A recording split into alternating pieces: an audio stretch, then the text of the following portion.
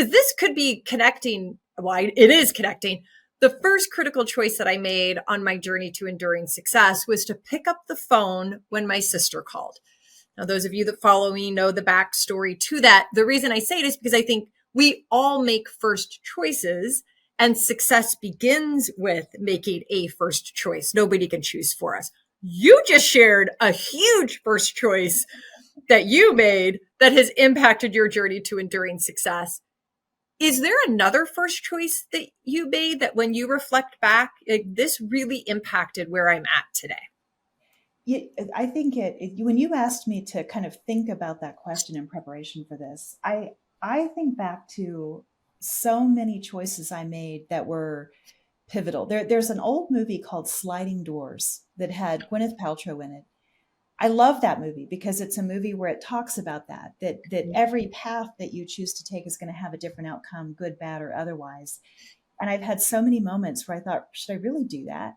But I think the one that really made the difference getting me into executive leadership, opening up the door to become the CEO of companies as I have, was making the choice as a quote unquote older person to go back and get my MBA. So I was very successful as a franchisee of Curves. Within my first year, my husband and I won the Franchisee of the Year award.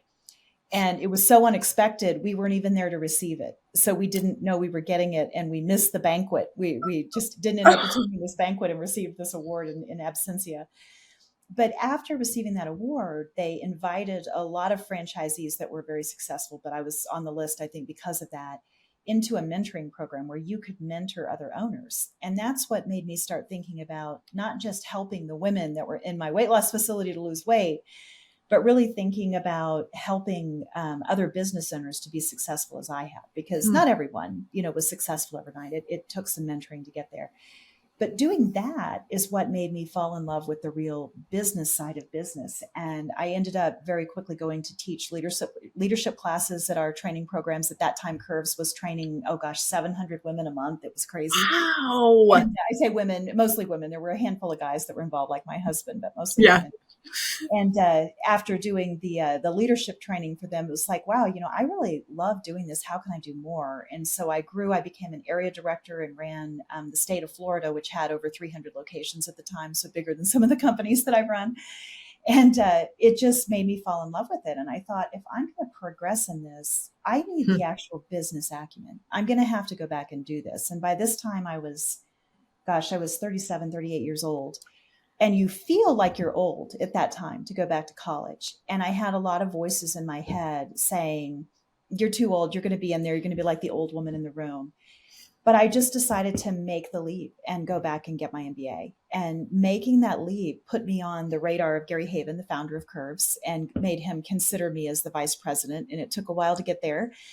But I ended up finishing my MBA, and it was a huge risk. It was a very expensive risk. It was one that was not comfortable for us at that time. You may remember 2008, 2009 was the recession. Oh, right. Not a great time economically. And it was one where the risk really did pay off. And I think that choice is what opened up the pathway for me to run the companies that I've run. And it allowed me to take the corner office at Camp Bow Wow, which was my first corner office. Yes. I was there for about 4 years, and then that company sold from a publicly held company to Mars, which is a privately held company. A lot of people don't realize Mars. You think of it as candy, but they're actually more. Yeah, right. Because I should have connected those dots, but I didn't connect the dots that it was Mars that acquired Camp Bow Wow. Wow. Yep. They're a big acquirer of things in the pet space. And then after that, it opened up the door to take on Pure Barre and helped Pure Barre exit and sell to Exponential Fitness. And then after that, I was looking for home, and I found Sola and just absolutely fell in love with that brand. And we built the Radiance platform around that. It was my first time really feeling like a founder, and stood up that platform, acquired the Woodhouse Spas, and set that brand up to what it is today, which is pretty amazing. We sold it last year. And my exit at the sale, after the sale has been a big change for me, but I'm really looking at what's next. But I feel like all of these choices and changes have really kind of got me to where I am, but probably making that decision to brave up and go back and get my MBA was the biggest one.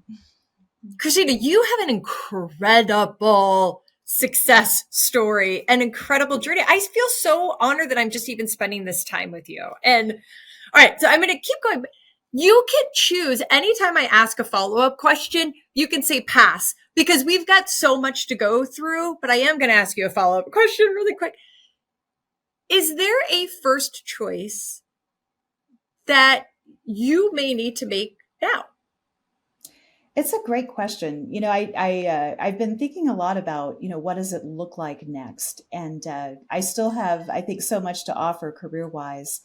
But I also have an 8-year-old daughter, and I've looked at this as an opportunity really to spend more time with her. And so the real choice for me in terms of what's next is, am I unemployed?